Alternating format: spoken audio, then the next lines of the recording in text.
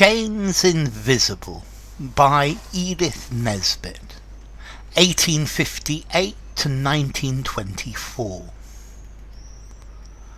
The lilies in my garden grow, wide meadows ring my garden round.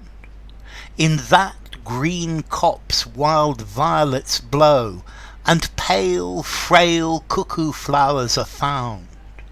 For all you see and all you hear, the city might be miles away, and yet you feel the city near, through all the quiet of the day.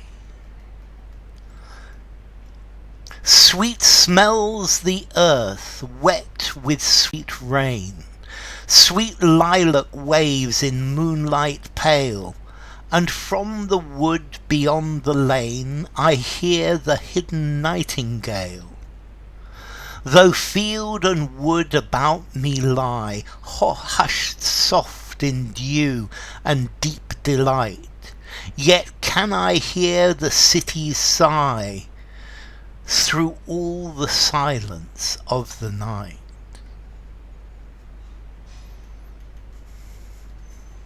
For me the skylark builds and sings, for me the vine her garland weaves, the swallow folds her glossy wings to build beneath my cottage eaves. But I can feel the giant near, can hear his slaves by daylight weep, and when at last the night is here, I hear him moaning in his sleep.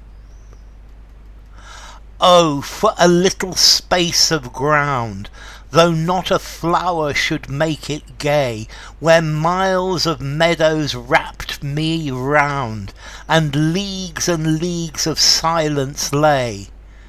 Oh, for a wind-lashed treeless down, a black night and a rising sea, and never a thought of London town to steal the world's delight from me. Okay, this is a poem by Edith Nesbit. Edith Nesbit is best known as a children's author. She is probably most famous for her story The Railway Children, that's been made into film several times. She was born in Kennington in South London, and she was a socialist. She was a founder member of the Fabians Society, and she in her poems she very often includes concepts about the inequality of the age. So Chains Invisible. Now I rather like the title, I don't know why, but it reminds me of John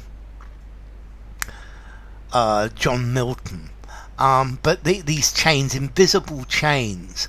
And I think this poem is firstly it's talking about the city and the countryside, and how the city is slowly but surely eating up the countryside. It's destroying the countryside, and the countryside is going, and that we are chained to that city. We're chained to the ways of men. It would be really nice to be totally independent and to live in our own island, in our own world. But the city is there, and the city is coming. The city is always coming closer to us. It's talking about the encroachment of the city, of urban life, and it's talking about the industrialization. And yes, that we have the flowers and the birds and nature, and this is beautiful, and But the city is always close, and there's this problem that nature is chained or to modern life, or modern life is chained to nature, and these are the unavoidable realities of life, of being human. The lilies in my garden grow, wide meadows ring my garden round. So my garden is full of nature, my garden is beautiful, it's full of lilies. And there are big fields round my garden. In that green copse, a copse is a small wood, wild violets blow, so little violets with a beautiful smell. And pale, frail cuckoo flowers are found. And there are cuckoo flowers as well. For all you see and all you hear, the city might be miles away. So if you look at this scene, it's as if the city is so far away that it's not relevant. And yet you feel the city near, through all the quiet of the day. So, yes, she's in the countryside, she's in the beauty of the countryside, but you can't escape completely from the city. You can't escape from the way of men. It's almost impossible to, or it is impossible to be free of the life of men, because nowadays we need each other. We are no longer hunter-gatherers or independent farmers. We need things from the city. Sweet smells the earth, wet with sweet rain. Sweet lilac waves in moonlight pale. So the earth smells beautiful. It's been raining, and we've got the smell of lilac, so it's perhaps May. And from the wood beyond the lane I hear the hidden nightingale. And in the wood that's out there, I can hear the nightingale singing. I can't see it, but I can hear it. And I know nature is all around me. Though field and wood about me lie, hushed soft in dew and deep delight.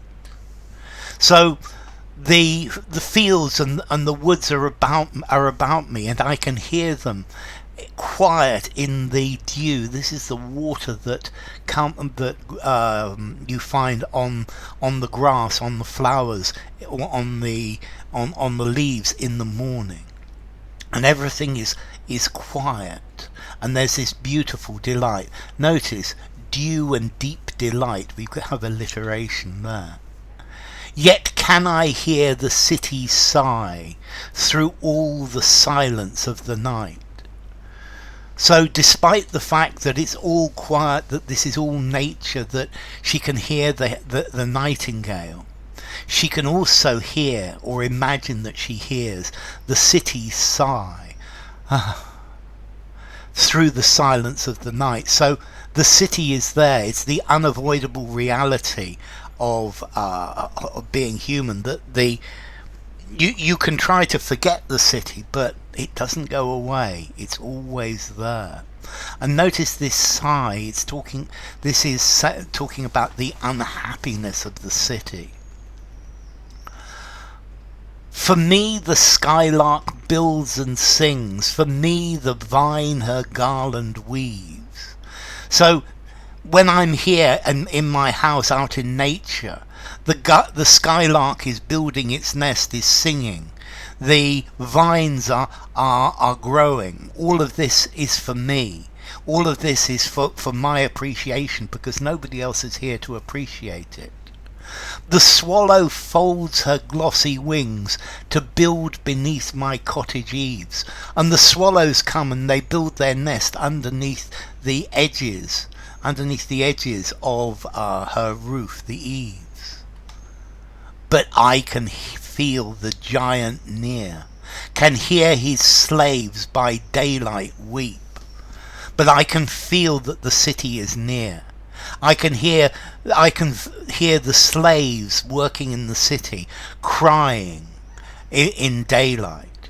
And when at last the night is here, I hear him moaning in his sleep, and I hear the city moaning in its sleep.